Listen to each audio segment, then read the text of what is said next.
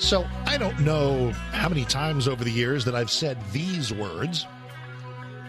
Let's go to the phones and say hi to State Senator Kelly Hancock, State Senator for District 9. Said that a bunch of times. But on today's program, we are pleased to do so to talk about some stuff that he's been going through of late. I'm trying to remember the day a few weeks ago where Kelly Hancock was in the news, and the news was that a kidney disorder that was quite serious was something that needed attention, and the only kind of attention is through a kidney transplant, which he was able to get with a matching kidney coming from his son-in-law. So holy cow, how did this all roll out? What a pleasure, and I do mean a particular pleasure, to say hi to Kelly Hancock. Welcome, sir. How you doing? Yeah, good morning, Mark. It's really great to be with you. It is great to have you here. And so let's kind of go chronologically. What is Berger's disease? Berger. What is it? Yeah.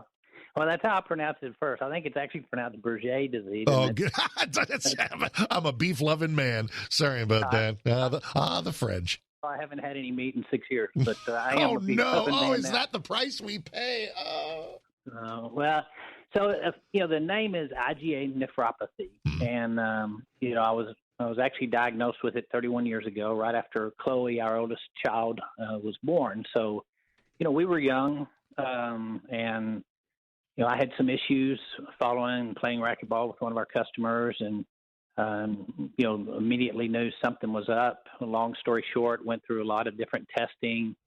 Actually had a biopsy, which you've got to do in a different manner because your kidneys are attached to your lungs, so they kind of move when you breathe. So you've got to take 3 inches of that kidney out in order to properly diagnose it, which is really the only way you can, at that time, fully diagnose IgA nephropathy. Mm-hmm. And it's a very rare disease. It's it's not hereditary. I just had a missing gene, and so it was a immune deficient disorder.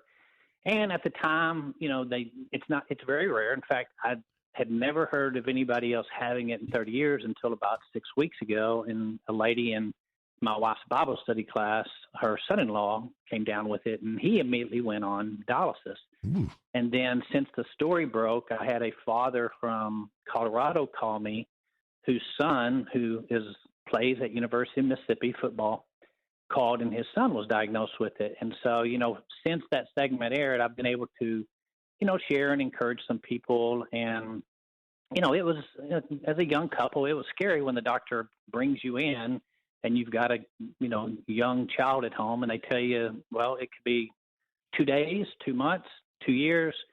This disease just kind of does what it wants to do. And, initially I was told I can't run more than 2 miles at a moderate pace. So it was, it was a time we, went to God and stuck with our faith and just had to trust Him. And so so this is your late 20s, through your 30s, through your 40s, and I guess even into your 50s, because we're 58 now, right? Yes, this was something you were just kind of living with, not the kind of thing you walk around wearing a sandwich board or talking about every other day. Just seemed like something you were going to live with. So at what point did it become clear that kidney function was headed south and it was time to have, the difficult conversations about a transplant? Right. And so, I knew from the very start that because of my faith, I wanted to live a life that people really didn't notice. And, I went on to run 6 marathons and really lived a normal life. And people didn't know because I wanted to tell a story when we got to the end. And He allowed us to tell that the way I really wanted to. Which was just talking about His sufficiency through all of this, never knowing when you were going to wake up and I would be where I am at the point I needed one. Mm-hmm. That time came, and so what happened is I initially started testing every 2 years, then it became every year, then it became every 6 months, then it became every month. And so as the disease worsens, then it actually speeds up getting worse, if that makes sense. Sure. And so 6 years ago, when I was going in on a monthly basis, the doctor said, okay, you need to talk to your family. And so 6 years ago, because you're going to be on dialysis in a year to 2 years. So 6 years ago, I got the family together. We had a very difficult conversation, as you can imagine, at that time. And I just shared with them, look, it's gotten to the point, and, my family knew. Not many people other than my family knew I had it, and it's gotten to that point that they say I'm going to be on dialysis in a year or two if I don't get a transplant. I became even more disciplined in my diet, avoiding proteins and potassium and phosphorus, things the kidneys typically function. Mm-hmm. And then following this, and I knew during this session because during this, and so I made it 6 years when I was told I had a year to two. Mm-hmm. And, this session I could tell. I mean, I would have gout in my feet on numerous occasions because of the toxins building up in there. And, I didn't want anybody to know, so I just worked. Fought through it. Through that. Yep. And then when I got home, tested, and then immediately he calls me and says, I need you to come back and test again. And that's when, Mark, I just knew because you got to hit. You got to be bad. Yep. Your kidneys have to suck before you can get on the transplant. There's bad. Exactly. So I know I watch too much TV and too many movies, but the moment it is clear you need a kidney transplant, what happens? I guess there's a list. What is that? How do you get on it? And what do they tell you is going to happen? Yeah, and Mark, that's really one of the reasons we want exposure. And so there is a list. In fact, there's over 100,000 people that are on that list today. Mm-hmm. And typically in a year, you will have, 25,000 transplant surgeries. Ooh. Mm-hmm. So we have a much greater need for kidneys than we have kidneys available. And so that's part of the story we want to let people know is that is an important thing that you can do because, frankly, when you're deceased, you don't need your kidneys. Yeah. But somebody might. Scientifically right? true. So what do you want people to do? What can we do? Well, we can register. I mean, you can register when you get your driver's license. You can go to donatelife.org now and register. And so those are things that can be done to help the situation. And so, that's kind of what we want to talk about as well is our journey as we share this message because we've learned so much about it. Quick question. So what we're asking, obviously, listen, I'm an organ donor. I'm a driver's license, always have been. I don't need them. Is that what obviously, I guess that's what we're talking about is be an organ donor. But you wound up getting and needing a donor from a living person, not just any living person, your son-in-law, Greg.